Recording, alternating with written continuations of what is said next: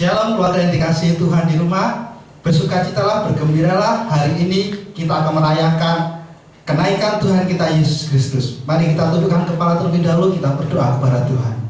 Terima kasih Tuhan, terima kasih Yesus. Hari ini kami bersukacita karena kami merayakan akan kenaikan Engkau Tuhan menjadi Raja atas segala yang ada Tuhan. Terima kasih Yesus, terima kasih Bapa. Kami percaya roh sukacita, roh kegirangan itu ada buat kami semua pada pagi hari ini Tuhan. Terima kasih Yesus, terima kasih Bapa. Mari semua siap untuk memuji besarkan nama Tuhan. Kita sama-sama katakan amin. Saya persilakan semuanya untuk bangkit berdiri. Kita mau bersorak-sorai bagi nama Tuhan.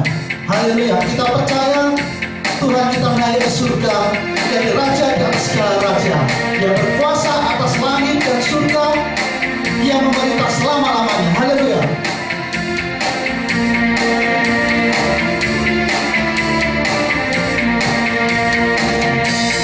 Berkuasa di bumi di surga,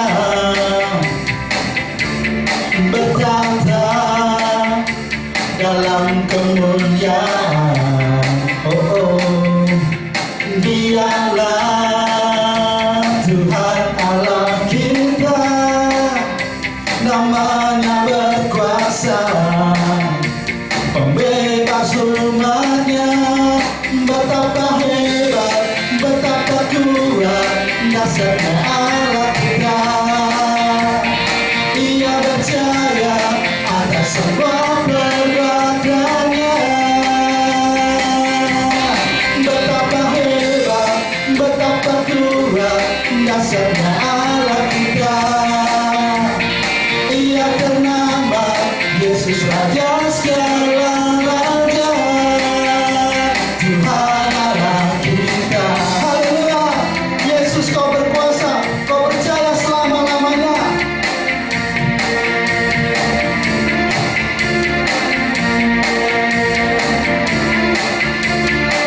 Katakan berkuasa, berkuasa di bumi di surga, bertata dalam kemuliaan. Dialah Tuhan Allah kita, namanya berkuasa, pembebas umatnya.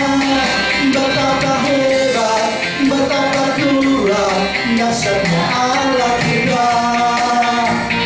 Ia percaya atas semua perbuatannya.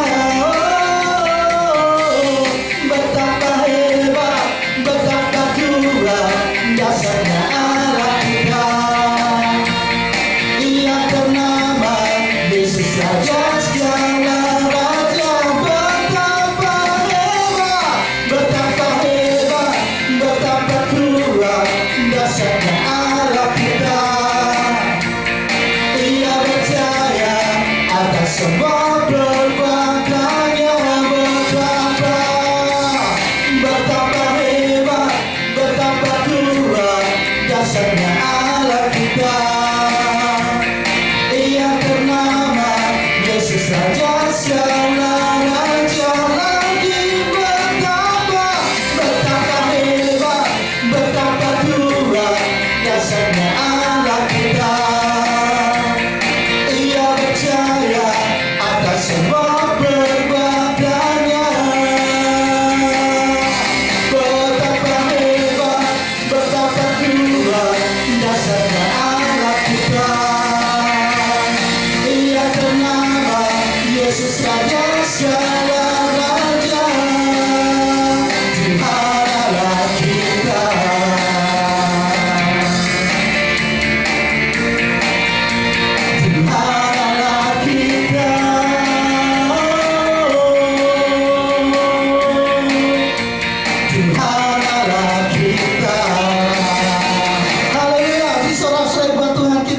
Ia berkuasa, ia percaya sampai selama-lamanya. Haleluya. Saya persilakan ibu kembali.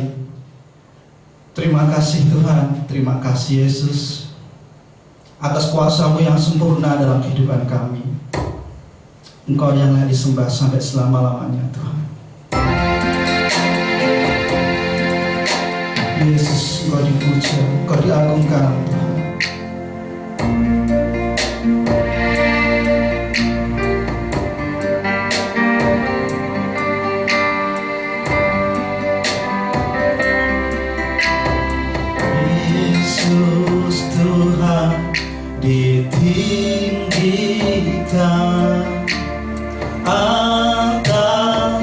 segala Allah, dimuliakan naik ke surga, berikan Roh Kudusnya. Katakan Yesus Tuhan, Yesus Tuhan ditinggikan atas segala Allah, dimuliakan, dimuliakan naik ke surga, berikan Roh Kudusnya. Angkat tanganmu, katakan, datanglah sekarang, penuhi kami dengan kuasa-Mu, urapi kami sekarang ini dengan api Roh. Dia Yesus naik ke surga, berikan tempat yang terindah buat kita. Haleluya.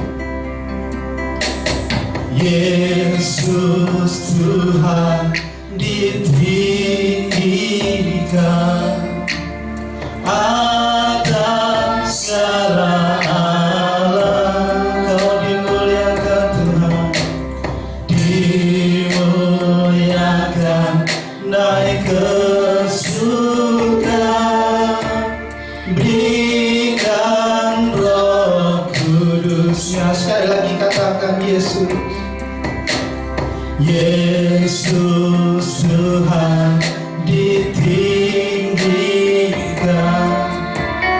atas segala Allah,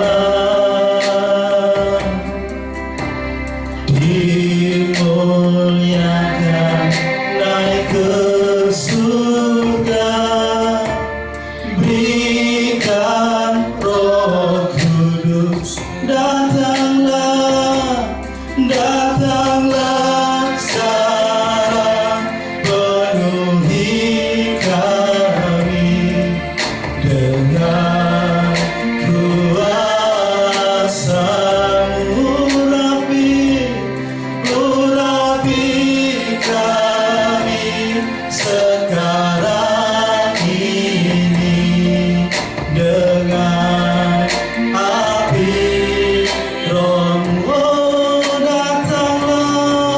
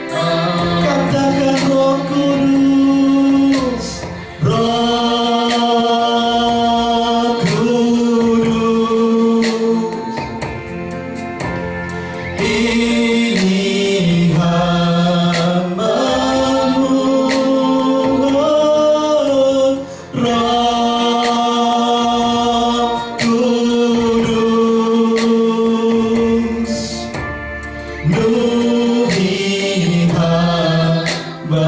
Katakan lagi, Roh Kudus, Roh Kudus, penuhi kami. Ini hambamu, Roh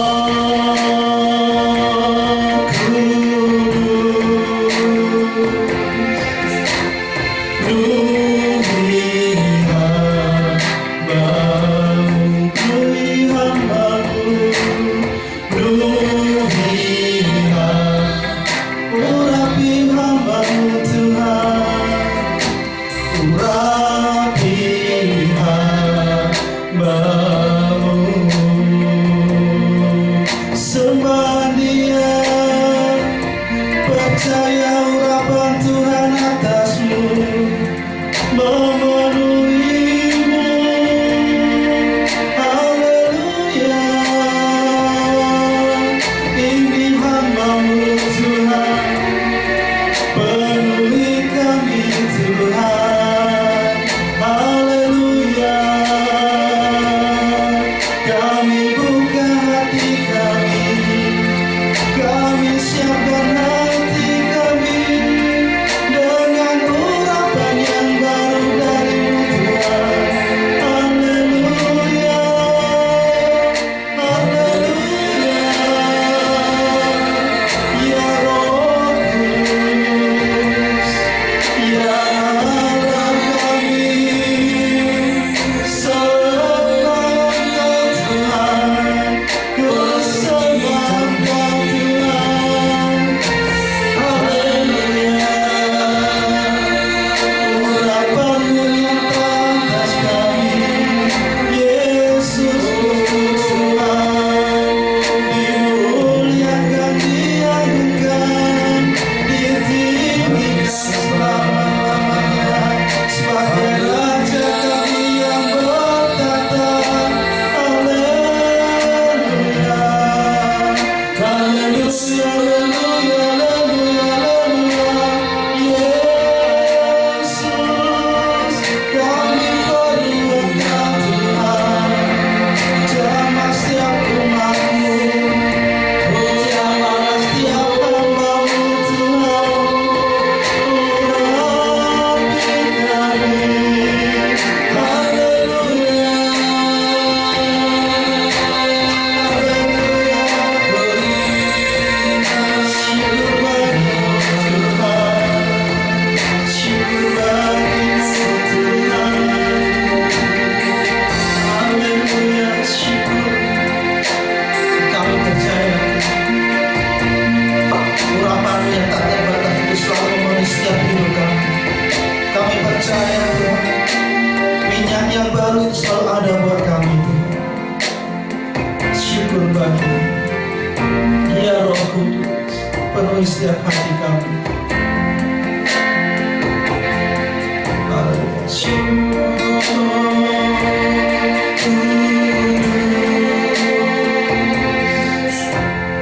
Ini hambamu, Roh Kudus, penuhi hamba. Sekali lagi katakan, Roh Kudus, Roh Kudus, Roh Kudus. Ini hambamu, Roh Kudus, Roh Kudus. Penuhi hambamu, penuhi hambamu, penuhi umat-Mu Tuhan. Penuhi umat-Mu. Haleluya. Terima kasih Tuhan, terima kasih Yesus. Kami percaya Tuhan, ke surga. Kau menyediakan tempat yang terbaik buat kami Tuhan. Sungguh indah hidup bersama Engkau. Sungguh hal yang terindah Tuhan, kami mengenal Engkau ya Bapa. Tuhan yang mengasihi kami, Tuhan yang bukan hanya mati dan bangkit buat kami, tapi sudah naik ke surga menjadi Raja atas kami. Terima kasih Tuhan, terima kasih Yesus. Bila pujian penyembahan yang kami naikkan Tuhan dapat menyenangkan hati-Mu, dapat menjadikan dupa yang harum bagi nama Engkau Tuhan. Terima kasih Yesus, terima kasih Tuhan. Dan sebentar kami mau mendengar firman Tuhan. Kiranya Tuhan mengurapi hamba-Mu dengan kuasa, dengan kasih, dan hikmat akan Engkau Tuhan. Terima kasih Yesus, terima kasih Bapa. Engkau juga mengurapi, memberkati, memberi hikmat ke setiap umat-umat-Mu yang mendengar firman-Mu Tuhan, supaya mereka dapat mengenal firman-Mu lebih dalam lagi, teristimewa melakukan firman-Mu dengan penyertaan akan Engkau. Terima kasih Yesus, terima kasih Bapa. Mari semua yang mendengar firman Tuhan sama-sama katakan amin. Salam saudara. Pada pagi hari ini kita bersama-sama beribadah kepada Tuhan untuk kita memperingati kenaikan Tuhan Yesus Kristus. Peristiwa kenaikan Tuhan Yesus ke surga merupakan rangkaian yang tidak terpisahkan dari peristiwa-peristiwa sebelumnya, yaitu tentang kelahiran Tuhan Yesus, kematian, dan kebangkitannya. Peristiwa ini saudara ibarat mata rantai yang tidak bisa dipisahkan satu dengan yang lainnya. Kelahiran Tuhan Yesus di tengah-tengah dunia ini tidak ada gunanya jika dia tidak mengalami kematian. Demikian juga halnya dengan kematian Tuhan Yesus. Bahkan yang turun ke dalam kerajaan maut tidak akan berarti kalau Tuhan Yesus tidak bangkit dari antara orang mati. Begitu dengan halnya kebangkitan Tuhan Yesus Kristus tidak akan berarti kalau Tuhan Yesus tidak naik ke sorga. Dan masih ada satu peristiwa lagi yang sangat penting dari keempat peristiwa itu, yaitu kedatangannya kali kedua. Jadi ada 5 K yang harus digenapi di dalam diri Tuhan Yesus Kristus. K yang pertama adalah kelahiran. K yang kedua adalah kematian. K yang ketiga adalah kebangkitan. K yang keempat adalah kenaikan. Dan K yang kelima adalah kedatangannya kali kedua. Ini adalah sebuah rangkaian peristiwa yang tidak akan pernah dan tidak boleh terputus dari mata rantai. Berbicara tentang kenaikan Tuhan Yesus ke surga, saudara, Alkitab mencatat bahwa sesudah kebangkitannya dari antara orang mati, selama 40 hari ia berulang kali menampakkan diri kepada murid-muridnya. Bahkan bukan hanya sekedar menampakkan diri, melainkan dia juga berdialog bersama-sama dengan murid-muridnya. Dan Kisah Para Rasul mencatat bahwa ia memberitakan tentang kerajaan Allah. Saudaraku, perbincangan antara Tuhan Yesus dan murid-muridnya berlanjut juga dalam sebuah perjalanan menuju Bukit Zaitun dekat Betania. Tentunya ada maksud Allah kenapa Tuhan Yesus harus menampakkan diri dan dan berbicara, berdialog dengan murid-muridnya. Kalau kita melihat flashback ke belakang, tentunya kita menyadari bahwa murid-murid Tuhan Yesus banyak yang mengalami goncangan imannya. Kenapa?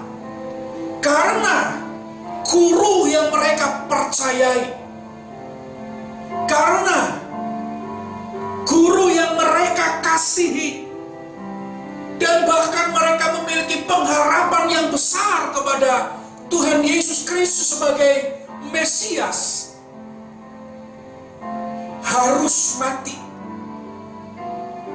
Dan bahkan mati dengan cara yang sangat rendah, yaitu digantung di kayu salib. Saudara, peristiwa itu membuat murid-murid menjadi tergoncang imannya. Peristiwa itu membuat murid-murid kehilangan pengharapan. Dan Alkitab mencatat mereka seperti domba yang kehilangan gembala. Mereka tercerai-berai. Itulah sebabnya Tuhan Yesus datang menghampiri mereka setelah kebangkitannya. Dan selama 40 hari Tuhan Yesus menampakkan diri, berdialog, dan memberitakan tentang kerajaan Allah. Ini bertujuan, saudara, supaya murid-muridnya memahami untuk apa dia datang ke dalam dunia. Ini bertujuan supaya murid-muridnya kembali bangkit imannya yang pernah mengalami keterpurukan. Ini bertujuan untuk kembali memberikan sebuah harapan kepada murid-muridnya bahwa Dia adalah Allah yang sudah bangkit dari antara orang mati. Kisah Para Rasul pasal 1 ayat yang keempat, menjelang kenaikannya ke sorga, Tuhan Yesus berpesan kepada murid-murid supaya jangan meninggalkan Yerusalem. Kisah Para Rasul pasal 1 ayat yang keempat. Pada suatu hari, ketika ia makan bersama-sama dengan mereka, ia melarang mereka meninggalkan Yerusalem dan menyuruh mereka tinggal di situ menantikan janji Bapa yang demikian katanya, telah kamu dengar daripadaku. Dan juga perintah memberitakan Injil dalam Markus 16 ayat yang ke-15. Markus 16 ayat yang ke-15. Lalu ia berkata kepada mereka, pergilah ke seluruh dunia, beritakanlah Injil kepada segala makhluk.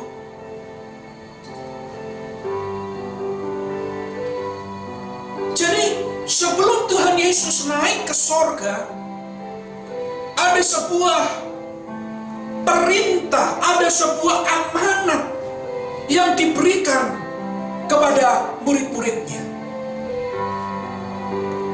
Nah, memaknai kenaikan Tuhan Yesus ke sorga, ada beberapa hal yang perlu kita renungkan sebagai umat-umatnya. Yang pertama, kenaikan Tuhan Yesus bukanlah mitos. Alkitab mencatat secara lengkap peristiwa kenaikan Tuhan Yesus ke sorga. Mulai dari Injil Markus pasal yang ke-16 ayat yang ke-19, dikatakan sesudah Tuhan Yesus berbicara demikian kepada mereka, terangkatlah ia ke sorga, lalu duduk di sebelah kanan Allah Bapa.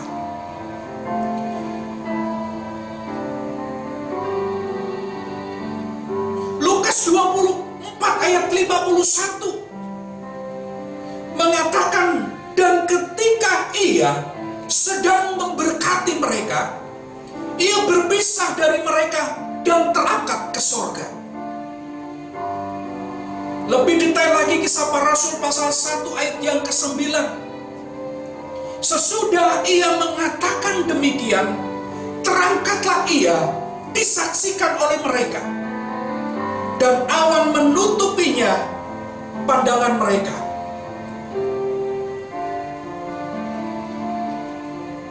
Mari kita bedah, saudara, ayat ini secara cermat. Dari ketiga kutipan nas Alkitab, kita menemukan kata mereka.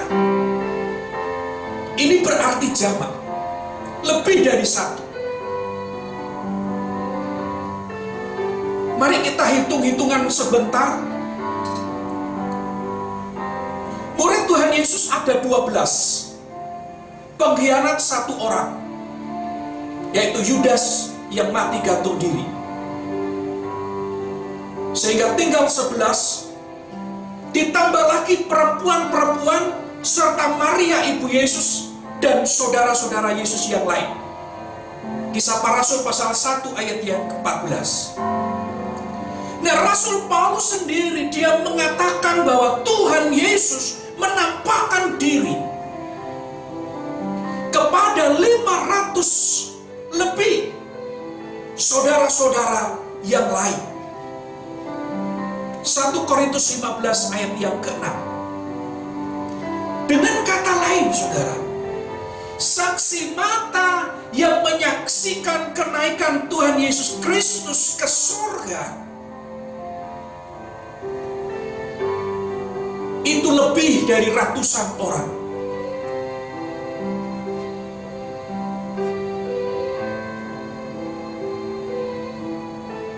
Nah, saksi mata dalam sebuah peristiwa tersebut sangatlah penting.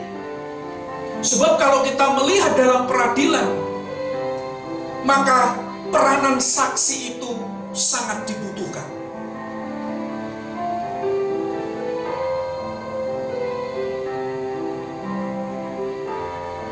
Dari fakta-fakta di atas jelaslah bahwa pandangan yang mengatakan bahwa murid-murid sedang berhalusinasi mengenai kenaikan Tuhan Yesus, bahkan mengenai kebangkitannya dari kematian,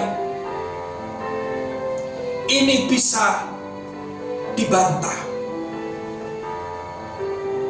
Mana mungkin ratusan orang berhalusinasi yang sama? Dan Paulus sendiri memberikan sebuah kesaksian.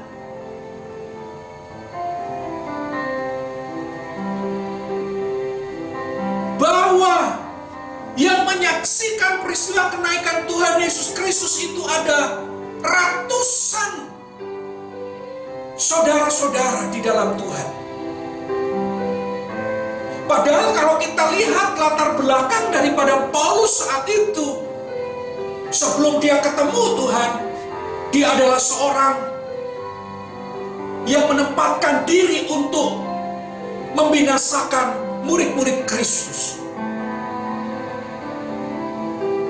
Artinya, bukan hanya dari pihak luar yang memberikan kesaksian bahwa Yesus Kristus bangkit dari antara orang mati dan Yesus Kristus naik ke surga, tetapi dari luar pun, yang dulunya membenci Kristus, yang dulunya melawan murid-murid Kristus, memberikan kesaksian yang sama bahwa Yesus sudah bangkit dari antara orang mati dan dia naik ke surga.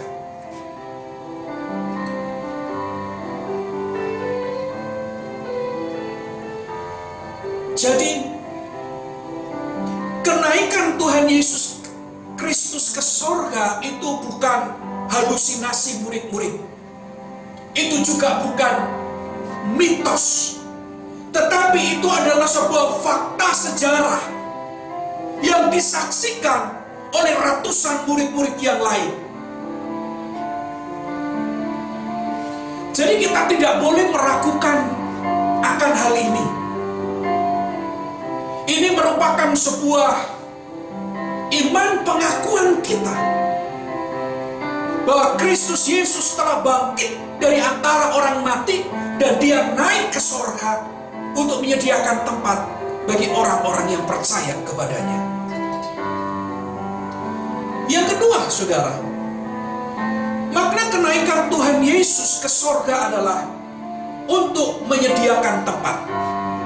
Yohanes pasal yang ke-14 ayat 2 sampai ayat yang ketiga mengatakan demikian. Di rumah Bapakku banyak tempat tinggal. Jika tidak demikian, tentu aku mengatakannya kepadamu.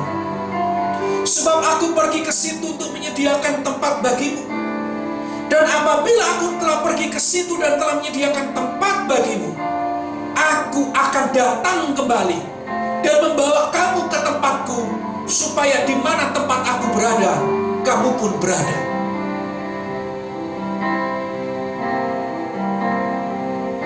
Kehadiran Tuhan Yesus ke bumi ini, saudara, untuk menyelamatkan manusia dari maut. Alkitab mencatat Roma 6 ayat 23, sebab upah dosa ialah maut, tapi kasih karunia Allah ialah hidup yang kekal. Karya keselamatan yang Allah kerjakan di dalam Tuhan Yesus merupakan karya keselamatan yang holistik. Artinya apa? Yesus bukan hanya sekedar menyelamatkan manusia yang ditebusnya, tetapi juga menyediakan tempat bagi mereka yang sudah diselamatkan.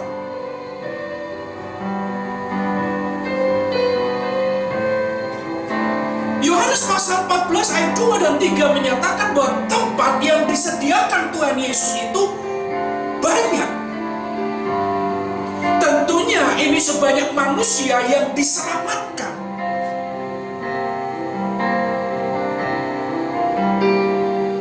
Jadi, setelah Tuhan Yesus menyediakan tempat itu, maka Dia akan datang kembali dengan tujuan membawa setiap orang yang percaya kepadanya, sehingga di mana Yesus berada, orang-orang yang diselamatkan oleh pengorbanannya pun ada di sana. Ini janji Tuhan Yesus kepada mereka, saudara. Tentunya kepada kita juga, sehingga kita semakin bersungguh-sungguh dan memuji, memuliakan namanya, karena pengharapan ini tidak sia-sia. Saudara, Allah tidak pernah berdusta. Setiap apa yang difirmankan itu juga pasti akan digenapinya.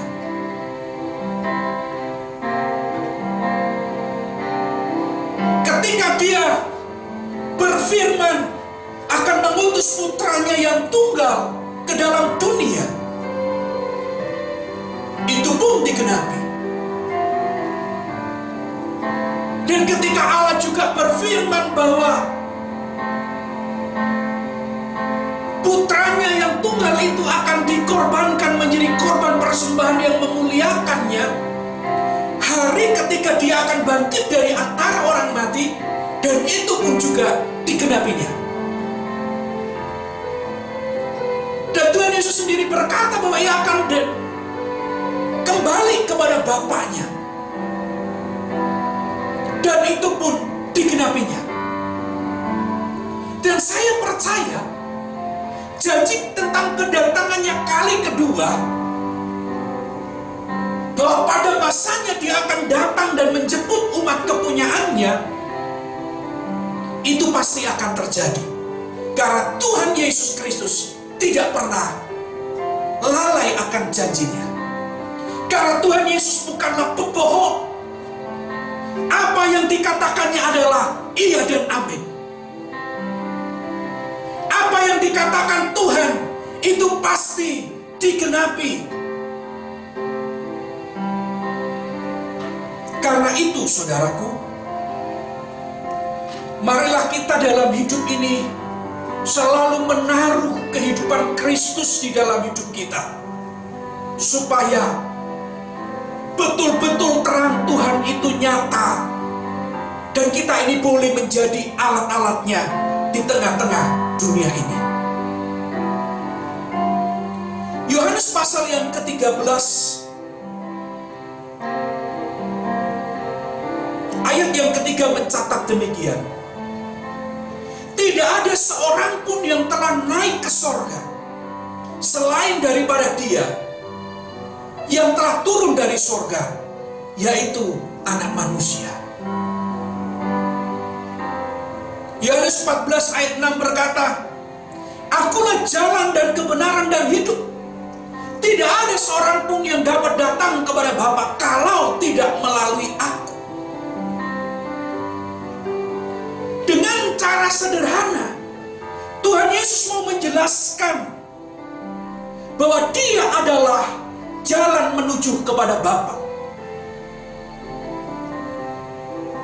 Bahwa Dia adalah kebenaran itu sendiri. Dan di dalamnya ada kehidupan. Kehidupan kekal.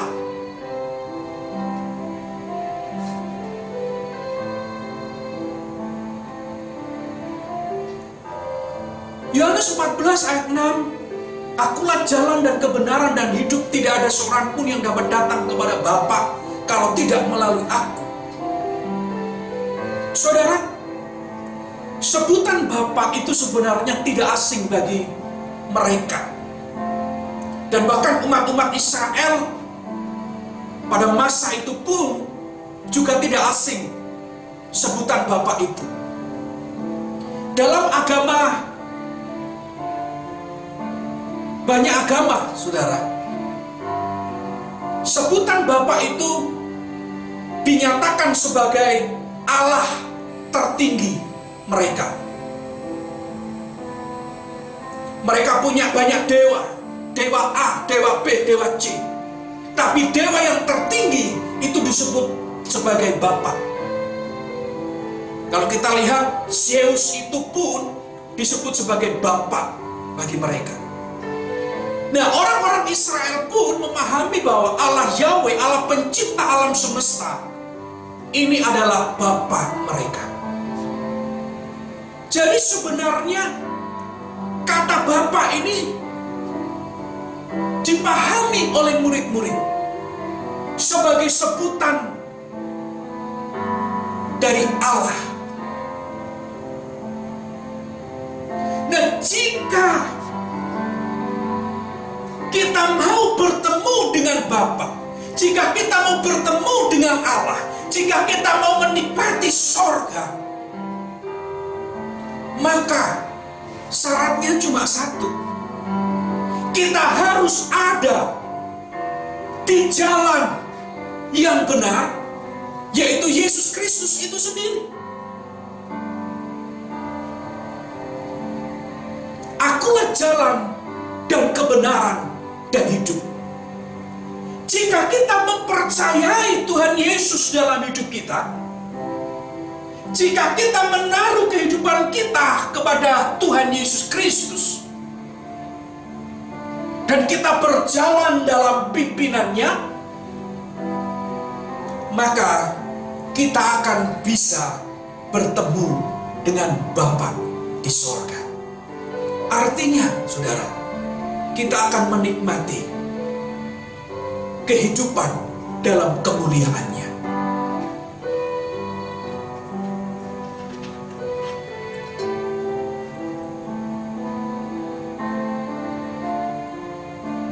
Saudaraku yang dikasihi oleh Tuhan Yesus Kristus, kenaikan Tuhan Yesus yang ketiga memberikan makna kepada kita bahwa betapa pentingnya pengabaran Injil. Pengabaran Injil ini menjadi sentral pelayanan Tuhan Yesus selama berada di dunia ini. Itu sebabnya sebelum Dia terangkat ke sorga, Tuhan Yesus berpesan kepada murid-muridnya untuk memberitakan Injil. Perintah memberitakan Injil ini dapat kita lihat dalam Matius pasal 28 ayat 19. Karena itu pergilah, jadikanlah semua bangsa muridku, dan baptislah mereka dalam nama Bapa, Anak dan Roh Kudus. Dan katailah Aku menyertai kamu senantiasa sampai kepada akhir zaman. Juga ditulis dalam Markus 16 ayat yang ke-15. Lalu ia berkata kepada mereka, pergilah ke seluruh dunia, beritakanlah Injil kepada segala makhluk. Kisah Para Rasul 1 ayat 8. Tetapi kamu akan menerima kuasa kalau Roh Kudus turun ke atas kamu, dan kamu akan menjadi saksiku di Yerusalem, Yudea, Samaria, dan sampai ke ujung bumi.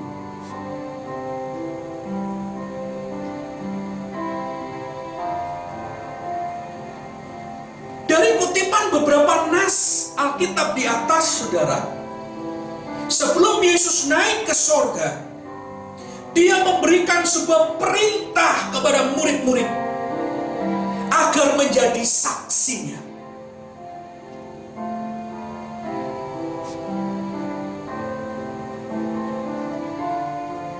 Hal ini bisa dimulai dari tempat di mana mereka berada, yaitu Yerusalem, sampai ke ujung bumi. Dengan demikian, tidak ada daerah yang tidak terjangkau oleh Injil. Tidak ada daerah yang tidak mendengarkan berita Injil.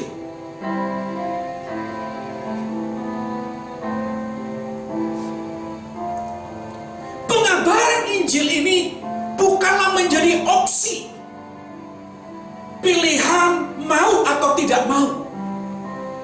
Tugas memberitakan Injil ini diberikan oleh Yesus Kristus Tuhan sebagai sebuah keharusan. Itu juga yang pernah ditegaskan oleh Rasul besar yang bernama Paulus dalam 1 Korintus pasal yang ke-9 ayat 16b. Celakalah aku jika aku tidak memberitakan Injil. Perintah untuk memberitakan Injil ini bukan disampaikan hanya kepada orang tertentu. Artinya apa? Artinya perintah itu menjadi tugas dan tanggung jawab semua orang yang diselamatkan oleh Tuhan Yesus untuk menjadi saksi-saksi ini, saudara. Tidak ditujukan hanya untuk pendeta saja, penginjil saja, para majelis jemaat saja, para pelayan-pelayan saja, tidak. Tapi berita Injil ini ditujukan kepada semua orang-orang yang percaya kepada Tuhan Yesus sebagai Tuhan dan Juru Selamatnya. Dan ini menjadi sebuah keharusan, bukan opsi mau atau tidak.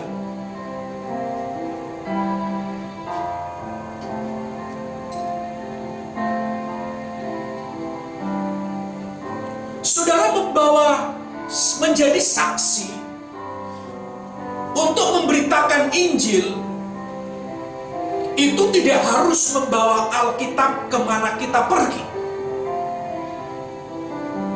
Tidak juga harus berkhotbah di lapangan KKR. Tetapi cara yang sederhana pun itu bisa menjadi saksi, yaitu memberitakan Injil lewat kehidupan kita sehari-hari. Kalau Anda dipercayai Tuhan sebagai seorang pemimpin, jadilah seorang pemimpin yang baik bagi bawahan saudara. Jika saudara dipercayakan Tuhan sebagai seorang pekerja, bekerjalah seperti Anda bekerja untuk Tuhan. Ini contoh sederhana untuk menjadi saksi ataupun mengabarkan Injil. Kalau orang-orang percaya memiliki gairah seperti ini, maka Injil akan diberitakan ke seluruh penjuru bumi. Dan saat kedatangan Yesus kali kedua, itu sudah dekat. Mari kita menyadari, saudara, bahwa pemberitaan Injil itu diberikan Tuhan. Mandat ini diberikan Tuhan kepada setiap orang-orang yang percaya kepadanya. Jangan sampai kita melupakan ini.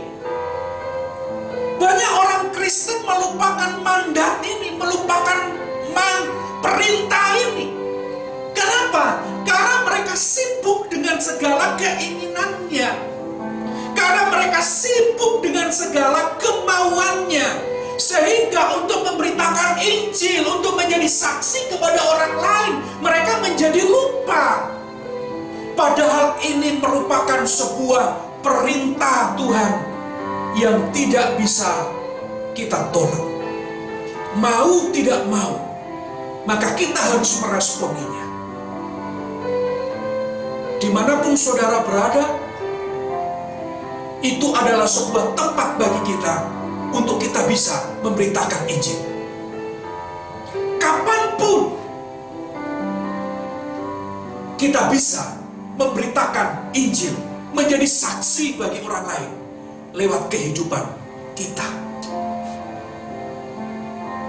Jika kita mengasihi Tuhan, saudara, maka kita akan meresponi setiap kerinduan dan kemauan Tuhan dalam hidup kita. Tidak mungkin kita bisa mengasihi seseorang kalau kita tidak mau mengikuti kerinduan, keinginan orang yang kita kasihi. Begitu juga dengan Tuhan. Kalau kita mengasihi Tuhan, maka kita akan melakukan segala apa yang diperintahkannya kepada kita. Kalau kita mengasihi Tuhan, maka kita akan terus hidup menurut apa yang Tuhan mau dalam kehidupan kita. Sehingga dalam hal inilah Bapa dipermuliakan dalam hidup kita.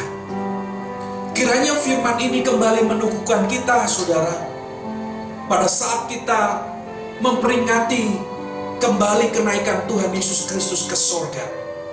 Setidaknya ada 3 poin penting dari apa yang kita renungkan pagi hari ini. Yang pertama, bahwa kenaikan Tuhan Yesus Kristus itu bukan mitos, tapi fakta sejarah yang sudah disaksikan oleh ratusan orang. Dan yang kedua, kenaikan Tuhan Yesus adalah menyediakan tempat bagi orang-orang yang percaya kepadanya.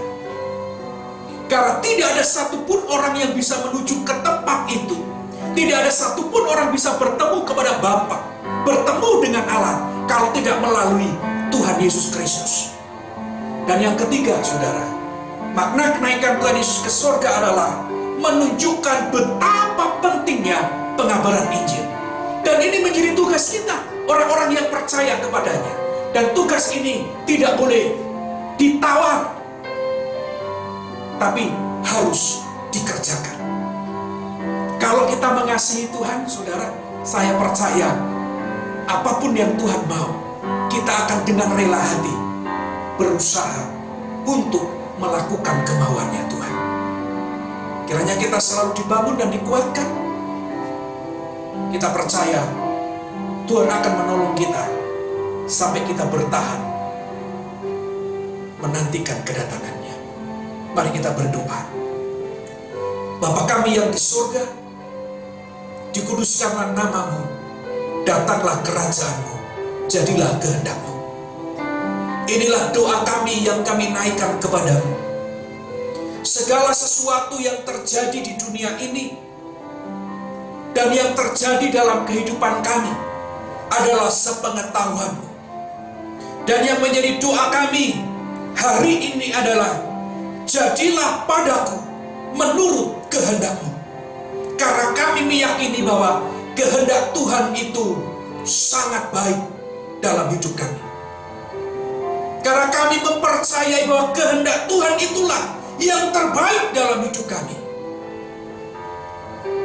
Bapa, genapilah semua rancangan-Mu atas hidup kami. Genapilah semua rancangan-Mu atas gereja-Mu, atas umat-umat-Mu. Dan biarlah Engkau memberikan kami kuasa, kemampuan dari tempat yang maha tinggi untuk menggenapkan seluruh apa yang Kau perintahkan kepada kami. Kiranya Tuhan memberikan kami keberanian, Tuhan memberikan kami semangat untuk kami terus mendengarkan dan melakukan kehendak-Mu ya Bapa. Tuhan, tolonglah kami. Biarlah tanda-tanda heran itu menyertai setiap pelayanan kami, dimanapun Tuhan tempatkan kami. Di tempat kami berusaha, di tempat kami bekerja, di tempat kami melayani, bahkan di rumah tangga kami masing-masing. Kami percaya otoritas dari Yang Maha Tinggi itu akan menyertai kami. Sebagai orang-orang yang Kau utus, Engkau mengutus kami dengan kuasa dari surga. Kuasa Allah Roh Kudus kiranya mengurapi kami semuanya. Firman-Mu sudah kami dengar pagi hari ini, dan biarlah kami meteraikan dalam hidup kami dan terus menggugah kehidupan ini untuk kami terus melayani Tuhan sampai Engkau datang kali kedua. Tuhan, berkatilah setiap pekerjaan umat-umat-Mu, berkatilah setiap keluarga umat-umat-Mu. Kami percayakan itu ke dalam tangan-Mu. Engkau yang membuka jalan saat tiada jalan. Engkau yang menyediakan jalan bagi kami, dan jalan-Mu adalah jalan kebenaran. Mari kita mengangkat tangan kita kepada Tuhan, saudara. Diberkatilah saudara dimanapun engkau berada. Tuhan Yesus menyayangi saudara dan mengaruniakan kekuatan dan bahkan perlindungan atas saudara. Dan Allah Roh Kudus akan memimpin kita mulai hari ini sampai selama-lamanya. Dan terimalah berkat ini di dalam nama Allah Bapa, Allah Anak, dan Allah Roh Kudus, yaitu di dalam nama Tuhan Yesus Kristus. Mari setiap kita yang sudah diberkati Tuhan, bersama-sama dengan saya kita berkata, amin. Selamat pagi, Tuhan Yesus memberkati.